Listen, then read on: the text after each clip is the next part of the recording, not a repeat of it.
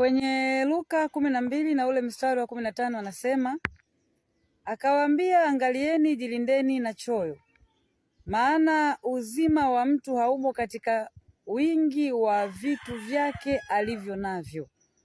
Narudia tena, kwenye Luka 12 na ule mstari wa 15 akawaambia, angalieni, jilindeni na choyo, maana uzima wa mtu haumo katika wingi wa vitu vyake alivyo navyo.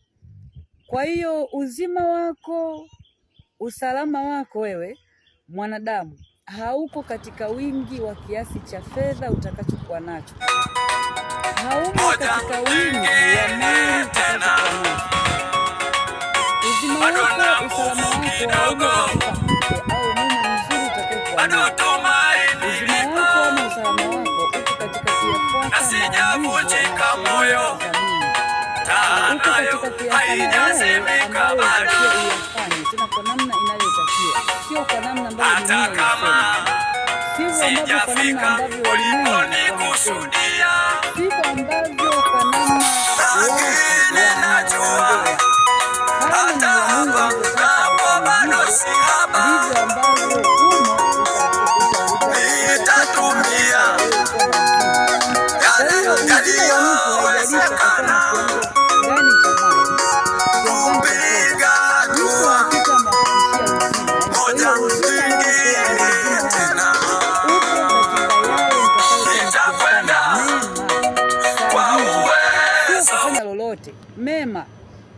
Kwa hiyo usije ukadhani kwamba wewe utakuwa salama, utakuwa na uzima kwa sababu una kiwango fulani cha fedha, kwa sababu una kiwango fulani cha mali.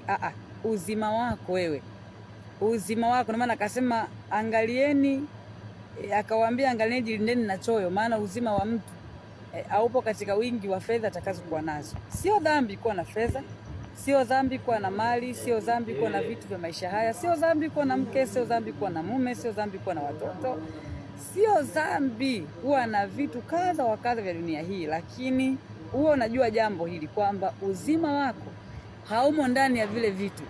Ndio maana kuna watu wana fedha, wana matilioni ya hela, wana rasilimali za kila aina. Kuna wakati wanaugua na India wanapelekwa na bado wanarudi wakiwa wamefariki. Vile vitu, zile fedha zinakuwa bado sio jibu la maisha yao.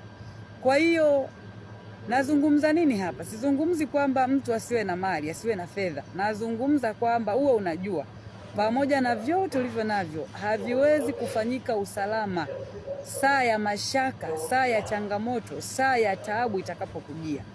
Kwa hiyo ni vema utambue, wewe kama unazitafuta zitafute, kwa nazo nyingi ni neno la Mungu pia.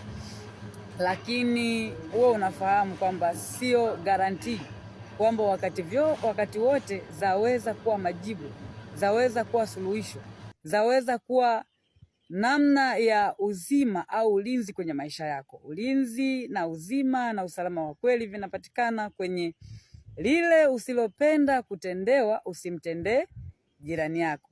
Hautaki kusingiziwa, hautaki kuzushiwa, hautaki kuumia, hautaki kulia, basi wewe hivyo usiwafanyie watu wengine. Lakini almadam tu utawafanya hivyo wengine, kwenye Mathayo anasema kipimo mwapimiacho watu wengine ndio kile kile mtapimiwa cha kujaa na kusukwasukwa. Maana mateso na machozi utakayosababisha kwa watu wengine ndio yatakayosababishwa kwenye maisha yako, mengi sana kuzidi ambayo umesababisha kwa watu wengine. Mungu akusaidie sana. Amen.